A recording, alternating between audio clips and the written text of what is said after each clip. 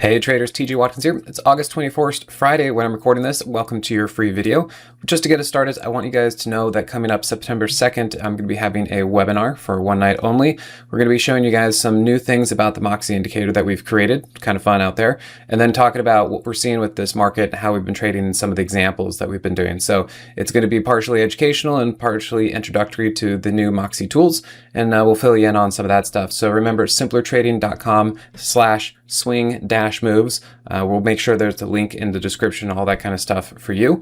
And then don't forget, some of the stuff that we're going to go over is how I grew my account 420% in 6 months, back when things were looking pretty good in the market. And then also that magical 2,061% trade that I had on SOXL. And I want to make sure you guys know that you can be part of this too. And in fact, today when I was on the mic, these were just some of what the subscribers were saying inside of the trading room.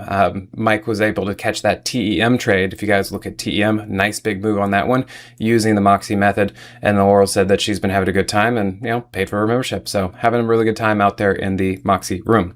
Okay, so let's dive into this market a little bit. We know that things have been a little crazy. On the surface, the market doesn't look like it's doing too much. But let me bring this up because we know that the crypto has been exploding and that there have been some things going on because of what Besant has said this week. So this has been a lot about Treasury and bonds, bond buying programs, and what that really means. So we have seen the dollar continue to implode. The TLT kind of bounced. We're looking to see if it can find some support. And a lot of this comes down to yield curve control and whatnot. So I'll just also put a little header. There might still be a little bit of weakness from the market. Trump and Iran still continues. There was another post, I believe it was today, that he put out there on Truth Social. Just also remember, if we come over to here, that we still have potentially seasonal weakness and midterm weakness. I have been seeing that breadth is starting to weaken. So right here, we're going to talk about that. And it's kind of the bigger question that I have that we're seeing out here, of course, based on this week and the reaction that we've seen from precious metals and commodities and crypto right over through here, is what does this mean and what's going on? What I am seeing specifically is that the news about bond buying, and basically it's QE, essentially it's quantitative easing, and that's what they're trying to do in through here. And so what we're seeing is that the dollar's coming down, they're devaluing the dollar, and that commodities are going up because of that reason. And then we're also seeing that because of QE, well, crypto loves that. So we have just absolutely seen crypto and anything related to crypto explode this week. Fortunately, we did have a couple trades on that were able to take advantage of those things. So we caught the ride, especially in MSTR, and we've been discussing things like BMNR and Coin and Circle and everything else that's involved in that crypto space. So that's the big deal this week of what we've been seeing. And let me bring that over to you so we can look at it. Whether you want to look at MSTR, Bitcoin, you name it. I even spoke about this in my YouTube videos on my other channel, Profit Pilot, if you guys want to see that as my personal Moxie channel. And I was discussing how I did get in right here. And obviously that was not the right time, but I think that was the heads up. Why did this thing pop up? Well, people were kind of starting to get into this. It did fade, but we stayed in because I felt like this was going to continue to work. And you can see here, it perfectly held the trend line, and we actually exploded right there. So then we took our profits, and you can see just absolutely massive volume coming in here. And also point out that there's a Moxie price trigger. So I do believe that the crypto trade is on. I even posted this on my social medias, looking at Ethereum, which, my goodness, you look at Ethereum. Let's see if I can type it better. There you go. And you look at this thing and just straight up. So really, really nice. A pretty obvious candle 3 days ago. That's the thing. I made a post on the social media with a squeeze. And there you go. There's our Moxie price trigger and everything. Yeah, big deal. Big deal. And looking at this. And there was a fairly clean setup with price staying over the daily 50, bull flagging, and then just pop. So at this point, don't really want to chase it. If you guys missed the trade, I'd probably hold off, see if there are any kind of pullbacks, flags, dips that we can start buying into. And I think the idea here is, can this continue to run despite potential market weakness because of the support that the government is having, the Treasury is having by buying bonds. So there are a lot of moving parts out there and some questions out there. And this is kind of what I've been looking for. Remember the webinar September 2nd, talking about crypto here.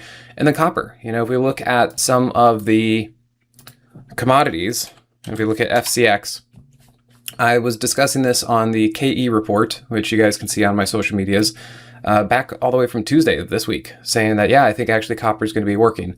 Now, did I take a trade on it? No, I should have. I was talking about it all week, and I was a little preoccupied with some of the other trades that we had. And now you can see that copper is breaking out. So if you're a breakout buyer, you could probably chase this and see whatnot. But I think that this is doing well. I mean, clearly, you look at this line right here, and it is making new all-time highs. So FCX and any other kind of copper or copper miner or copper related stock seems to be doing pretty well. Now let's kind of go over to breadth. I also posted this one on my social medias. And you look here, you got the market up above, and you come over here and you have the breadth readings. And this is where I'm getting a little bit concerned about the overall condition of the market. Of course, there will still be stocks that go up while the market goes down, but it might be a little bit more difficult. If we look at the 20-day breadth, it has been flat for a while, and we are possibly starting to break down. Now, it's a little bit hard because it's been super sideways and super choppy for a while.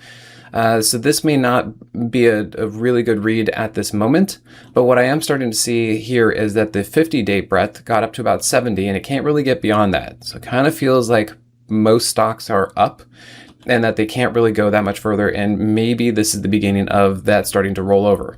The other one we look at is the 200-day breadth. Now, having the 200-day breadth up at 72 is amazing. That's really great. It seems like a pretty strong market. 72% of stocks in the S&P are over their 200-day moving average, which is awesome. But also, that is also pretty high. Can it go higher? Maybe not. And if we start losing these shorter term breadth readings, then we might start topping out here and start to come back down. So this is kind of the stuff that I'm looking for. I also think that it would be, again, we have seasonality that's supposed to be weak, and we have the midterms coming up, which kind of acts as like a cooling thing because nobody really wants to be long going into the unknown of a new election cycle or the political landscape. So I think that is just something to keep in mind, and we might start losing some of the support of the market. Of course, as I said, there are still some winners. Think about if the dollar is down, what is that going to support? Commodities. Okay, so there are some areas out there that we could look at, and now we know crypto is going, so we'll have to see if crypto can swim upstream against the market. Okay, so that is what I am seeing out there. Remember, guys, start signing up for the webinar that I have on September 2nd. You can come over here to simplertrading.com/swing-moves. And as I said, link will be in the description, and I would love to see you guys there. Got a lot to talk about, and I'll show you guys some of the new doodads that we have for the Moxie indicator and a new alert service. All right, guys. So we look forward to seeing you then. Take care. Hey, TG here with Simpler Trading. Thanks for watching. If you enjoyed this video, be sure to leave a like or comment below. Also, make sure to subscribe and click that notification bell so you can stay up to date with my market analysis. Or you can join my free newsletter with the link in the description. Good trading, and I'll see you at the next video.